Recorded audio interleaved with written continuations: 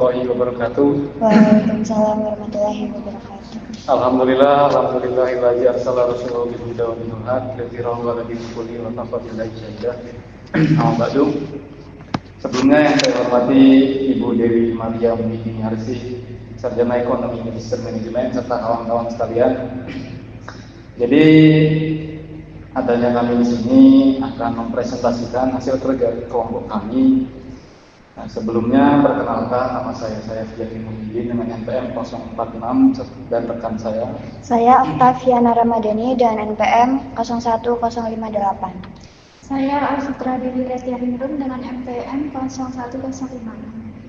Jadi kami akan mempresentasikan yang namanya hasil kerja kelompok kami yang berjudul Peran Serikat Pekerja dalam Menjamin Kesejahteraan Karyawan di Indonesia. Nah, jadi sebelum ke arah pengertiannya, saya akan menyebutkan yang namanya latar belakangnya. Jadi latar belakang dari materi tersebut itu ialah serikat pekerja yang merupakan organisasi yang dibentuk oleh dan untuk pekerja, yang dimana guna memperjuangkan hak serta meningkatkan kesejahteraan. Jadi sebagai wadah bagi pekerja, serikat pekerja ini juga memiliki peran yang sangat penting dalam menjembatani kepentingan tenaga kerja dengan pihak perusahaan maupun pemerintah. Nah, melalui serikat pekerja, tenaga kerja juga dapat menyampaikan aspirasi, menegosiasikan hak-hak mereka, serta memastikan juga adanya perlindungan dalam hubungan industrial. Selain itu, keberadaan serikat pekerja juga berkontribusi dalam menciptakan lingkungan kerja yang lebih adil dan kondusif bagi seluruh pekerja.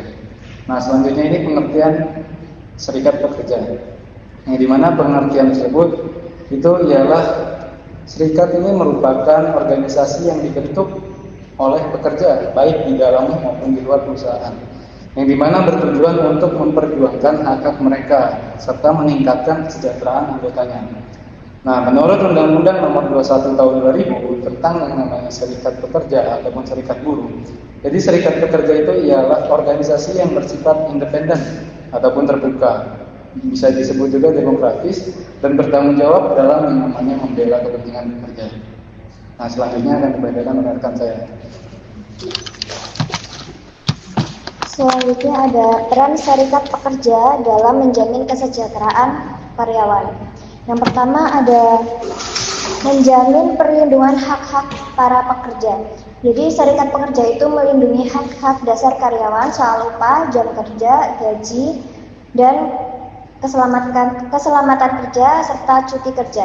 Jadi kalau ada pelanggaran, para pekerja nggak perlu menghadapi sendiri karena ada serikat pekerja yang siap membantu. Contoh pelanggarannya seperti upah di bawah UMR, PHK sepihak tanpa alasan yang jelas, lembur tidak dibayar, tidak diberi cuti, dan lain-lain. Yang kedua ada melakukan negosiasi upah dan negosiasi kerja. Selain itu, serikat juga menjadi wakil pekerja untuk negosiasi dengan perusahaan. Tujuannya supaya tidak ada pelanggaran seperti upah di bawah standar, maka akan negosiasi supaya upahnya lebih baik. Terus kondisi kerjanya jadi makin baik dan supaya kebijakan perusahaan menjadi lebih adil untuk pekerja dan karyawan. Yang ketiga, memberikan bantuan hukum bagi pekerja. Jadi kalau ada masalah hukum, misalnya PHK sepihak atau gaji yang tidak dibayarkan, serikat pekerja bisa membantu pendampingan hukum, bahkan ke pengadilan kalau perlu. Jadi pekerja nggak menghadapinya sendirian. Yang keempat ada menyediakan pelatihan dan pengembangan keterampilan. Selain mengurus hak, serikat pekerja juga membantu pengembangan diri pekerja lewat pelatihan atau workshop. Ini juga penting supaya pekerja punya skill baru dan lebih siap untuk menghadapi tantangan kerja yang terus berkembang. Selanjutnya ada landasan hukum serikat pekerja di Indonesia. Yang pertama ada Undang-Undang Nomor 21 Tahun 2000 tentang serikat atau serikat pekerja buruh yang mengatur hak pekerja untuk membentuk dan bergabung dalam serikat pekerja. Undang-undang ini memberikan hak ke semua pekerja buat membentuk atau gabung ke serikat, jadi legal dan nggak boleh dihalang-halangi sama perusahaan. Yang kedua ada Undang-Undang Nomor 13 Tahun 2003 tentang ketenagakerjaan yang menjamin hak-hak dasar pekerja dalam hubungan kerja. Undang-undang ini lebih umum tentang ketenagakerjaan dan isinya menjamin hak-hak pekerja dalam hubungan kerja termasuk hak berserikat dan hak perlindungan saat bekerja. Yang ketiga ada Permenaker nomor 20 tahun 2024 tentang perencanaan ketenagakerjaan nasional yang mendorong keterlibatan aktif serikat pekerja dalam pengambilan kebijakan ketenagakerjaan serta tata kelola atau ketenagakerjaan yang partisipatif. Peraturan ini mendorong serikat buat aktif dalam pengambilan kebijakan ketenagakerjaan. Jadi serikat bisa ikut terlibat langsung dalam musyawarah atau penyusunan aturan yang menyangkut nasib pekerja. Yang keempat ada menurut Anwar Sanusi, menurutnya serikat itu penting banget sebagai bagian dari hubungan industrial yang kuat. Serikat dianggap bisa membantu membuat sistem ketenagakerjaan yang adil dan tetap relevan walau zaman terus berubah. Terus ada teori yang mendukung peran serikat pekerja, ada teori hubungan industrial. Teori ini menyatakan kalau hubungan kerja yang sehat itu perlu adanya kerjasama antara tiga pihak. Yang pertama pekerja, pengusaha, dan pemerintah. Serikat di sini jadi jembatan penting agar komunikasi dan hubungan tetap harmonis, adil, dan dinamis. Yang kedua ada teori kesejahteraan pekerja. Jadi maksud dari teori ini yaitu kesejahteraan pekerja tidak cuma diukur dari gaji, melainkan juga dari keamanan kerja, lingkungan yang sehat, dan jaminan sosial. Serikat bantu wujudkan itu semua melalui perjuangan kolektif karena suara pekerja lebih kuat kalau disampaikan secara bersama-sama melalui serikat, bukan sendirian. Terus yang ketiga ada teori negosiasi kolektif. Negosiasi kolektif itu proses perundingan antara serikat dan pengusaha untuk menentukan syarat kerja.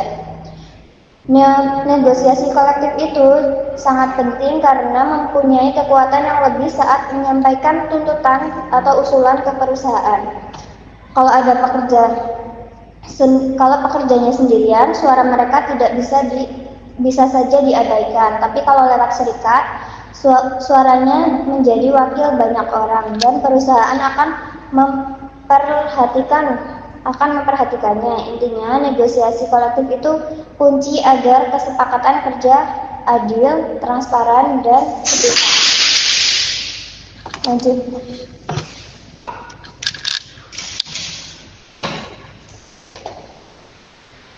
Selanjutnya studi kasus mengenai di Indonesia dan di negara lain. Yang pertama itu contoh studi kasus di Indonesia.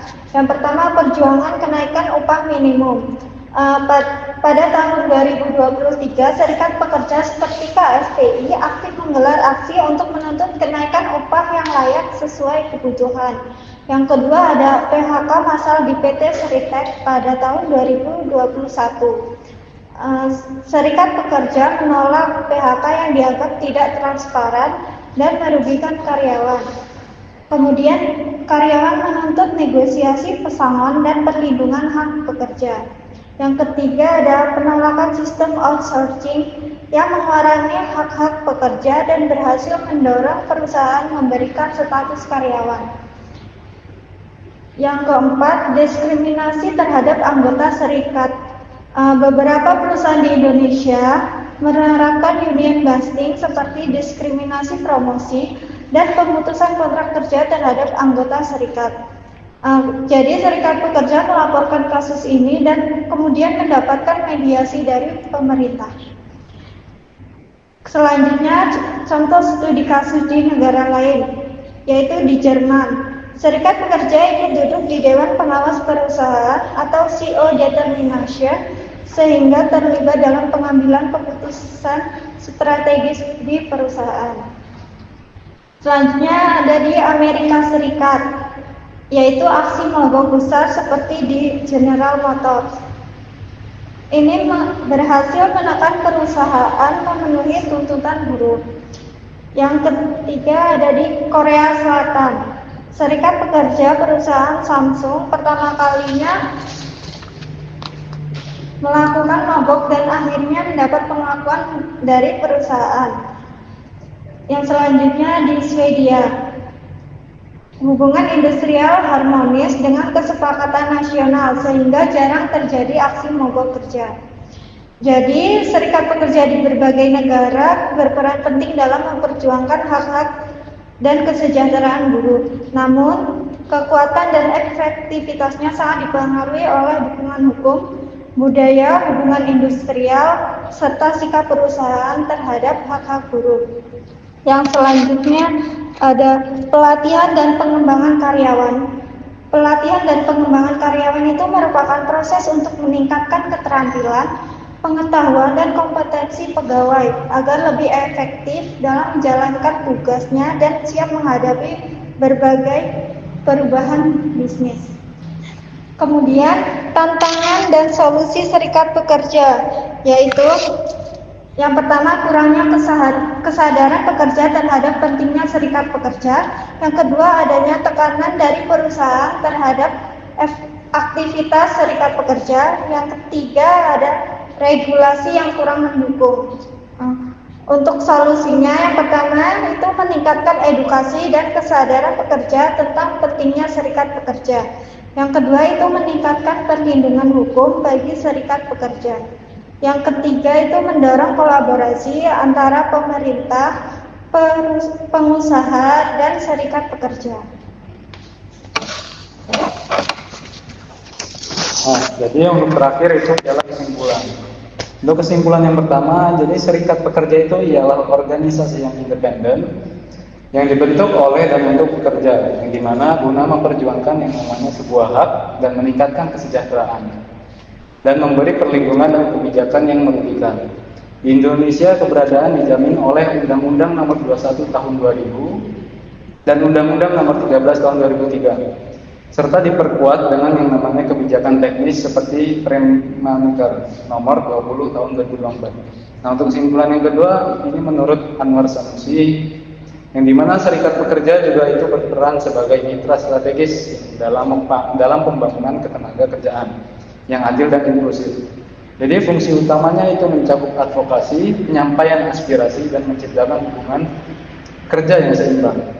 Dan yang ketiga ini dalam konteks modern, serikat pekerja menjadi salah satu aktor penting dalam sistem ketenaga kerjaan yang adaptif terhadap perubahan dan turut berkontribusi dalam pengambilan kebijakan nasional. Nah, selanjutnya ini ada saran. Jadi agar yang namanya serikat pekerja dapat berfungsi lebih optimal, itu diperlukan juga upaya kolaboratif dari berbagai pihak. Jadi serikat pekerja juga perlu memperluas edukasi kepada anggotanya, memperkuat strategi advokasi melalui dialog konstruktif, memanfaatkan teknologi untuk koordinasi, serta menjalin kemitraan internasional. Nah, di sisi lain, pekerja juga perlu menyadari betapa pentingnya keikutsertaan aktif dalam namanya serikat dan memahami hak-haknya, yang dimana agar lebih siap itu menghadapi tantangan di tempat kerja. Pemerintah juga diharapkan meninjau ulang yang namanya regulasi ketenaga kerjaan dan memberikan sedikit banyak perlindungan terhadap kebebasan berserikat, serta mendorong sinergi antara perusahaan dan serikat dalam perundingan kebijakan. Sementara itu, perusahaan juga perlu yang namanya mengakui serikat itu sebagai mitra strategis dengan melibatkan mereka dalam pengambilan keputusan dan menghormati hak yang berserikat dan mendukung pelatihan pekerja secara kolaboratif. Nah, itu aja. Oke, yang terakhir terima kasih. Apabila ada yang salah, kami mohon maaf. Kami akhiri. Wassalamualaikum warahmatullahi wabarakatuh.